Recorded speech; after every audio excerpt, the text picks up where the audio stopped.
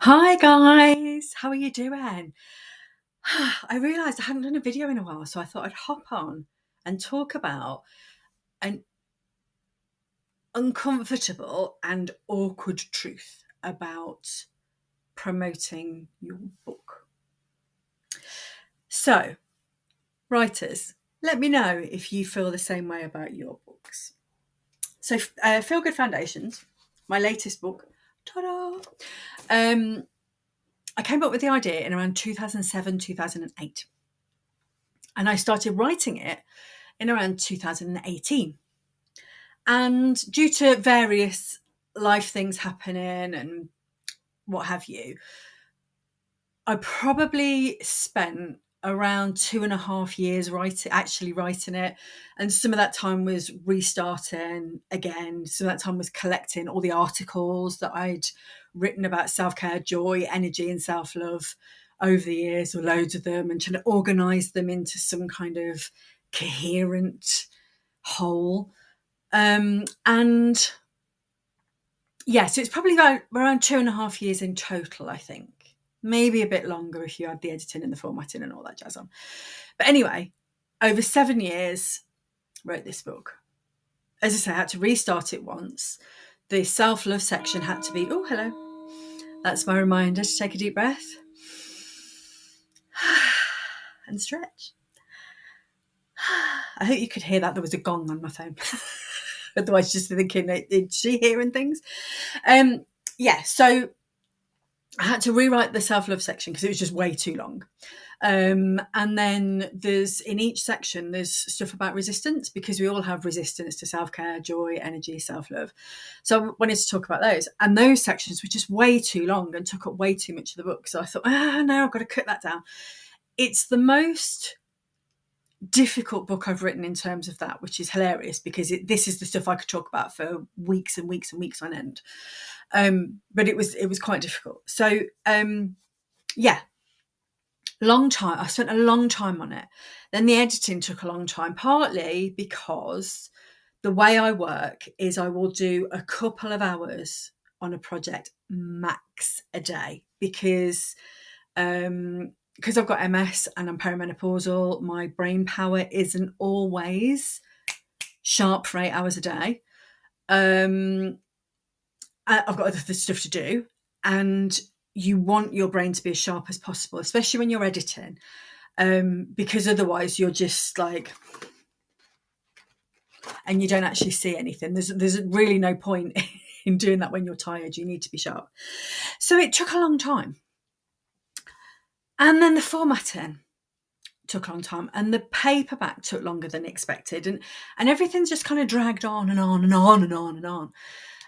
So when I finally released the book on the 1st of May, the paperback, the ebook came out in February, and I thought the paperback would come out a couple of weeks later. It ended up being 10 weeks, but let's not talk about that. Anyway,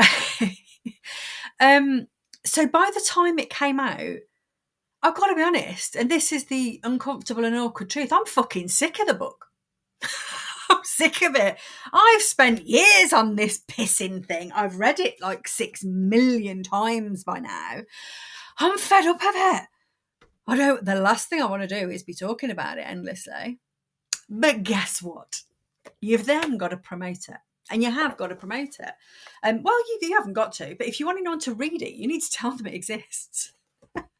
And there are two really important things here for me, because my first book, it was so baggy. Well, actually, my very first book was an ebook. So I spent most of my time telling people what an ebook was and trying to explain how they could read it. This was in the days before Kindles. Can you remember those days when people looked at me and you said, oh, I've written a book, it's an ebook? And they, what is that?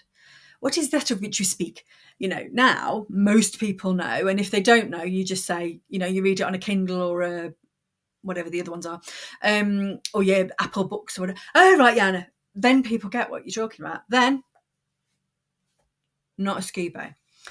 So that one, I promoted the notion of an ebook more than I ever did the actual book itself.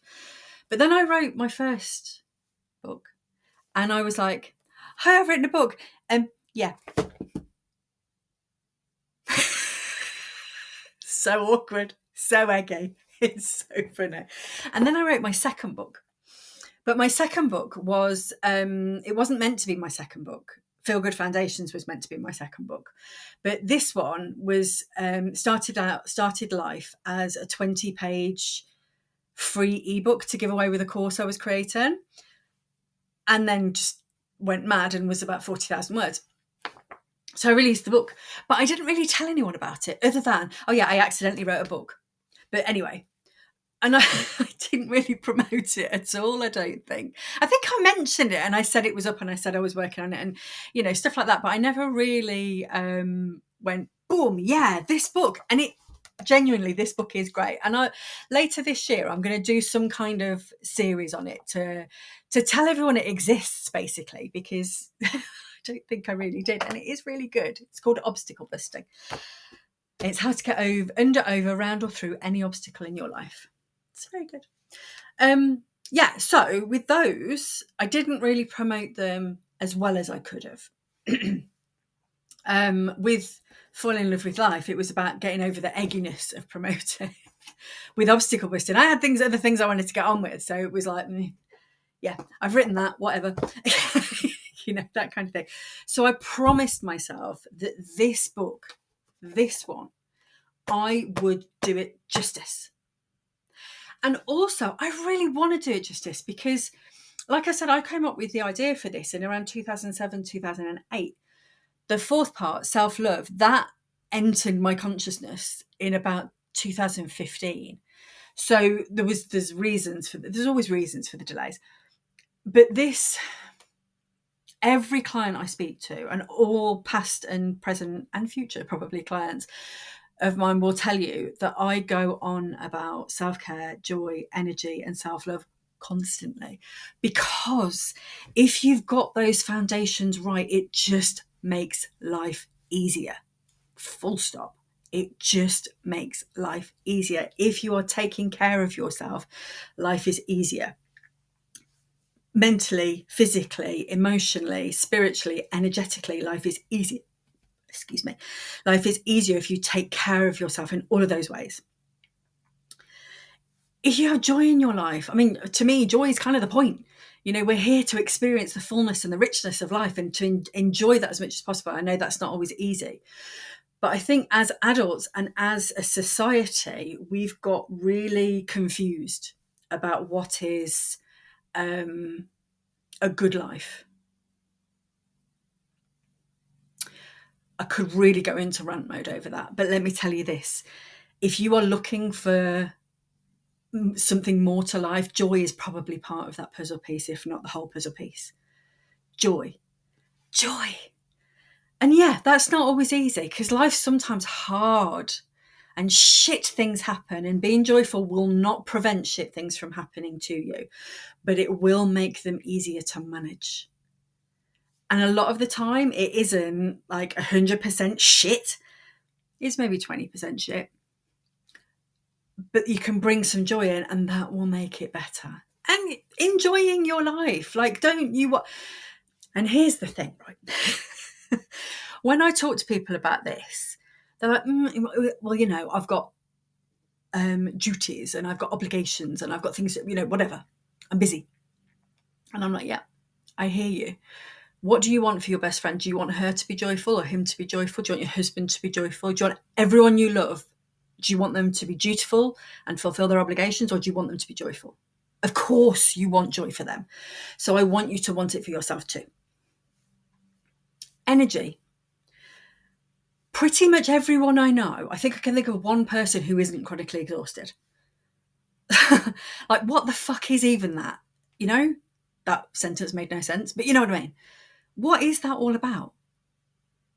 How have we got to this stage where replenishing energy is seen as weakness? Like, what the actual ever-living fuck is that all about?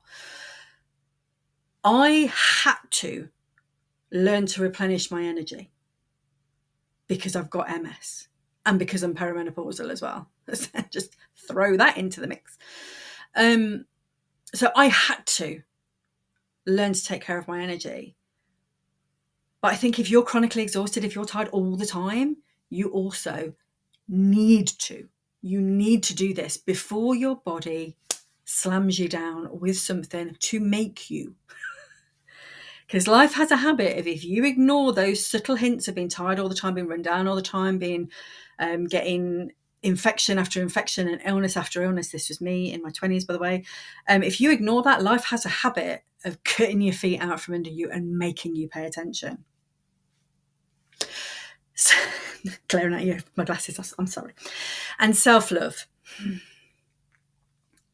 If you don't realise how precious and how fabulous and how wonderful and how amazing and how brilliant and how a slice of the divine you are, you need this book in your life. You need it. And so does everybody you know.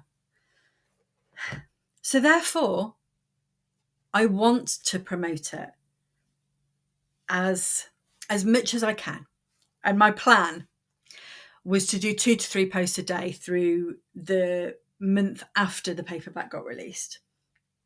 I haven't done that. I've done 1 to 2.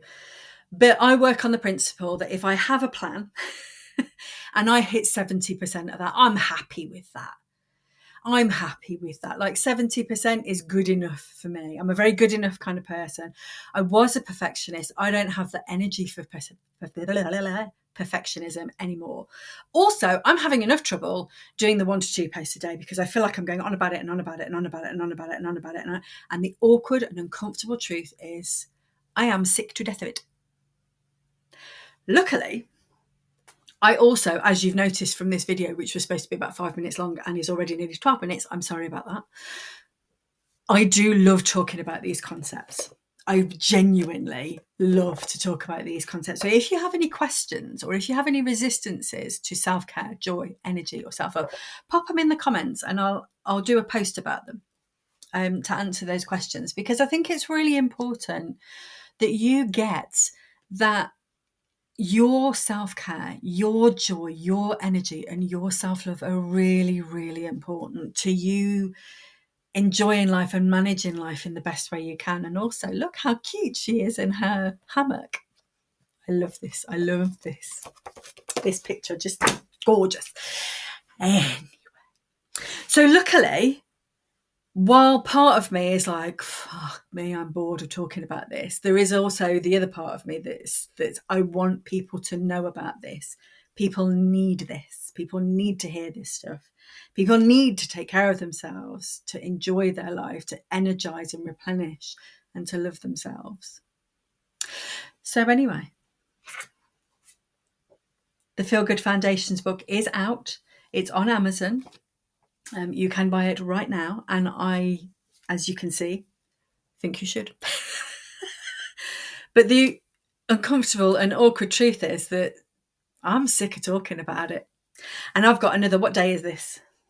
The 21st? I have got another 10 days. Another 10 days to keep my promise, to promote the book to the best of my ability and to tell people it exists because they need it. It's a terrible shame for me, isn't it? Gosh. So writers, let me know if you feel the same way when you finished a book and you've done all of the writing and all of the editing and all of the formatting and all of the bitty, itty stuff to get it up onto the internet to the whole wide world. Are you sick to death of the frigging thing at that stage? Or is it just me? And if you're not a writer, don't be put off by this if you're a wannabe writer, by the way. Don't be put off by this. There's all sorts of shite, but it's still better. There's so much that goes into writing, but it's still better to have your book in your hands than to have it in your head. Trust me on that, even with all my moaning.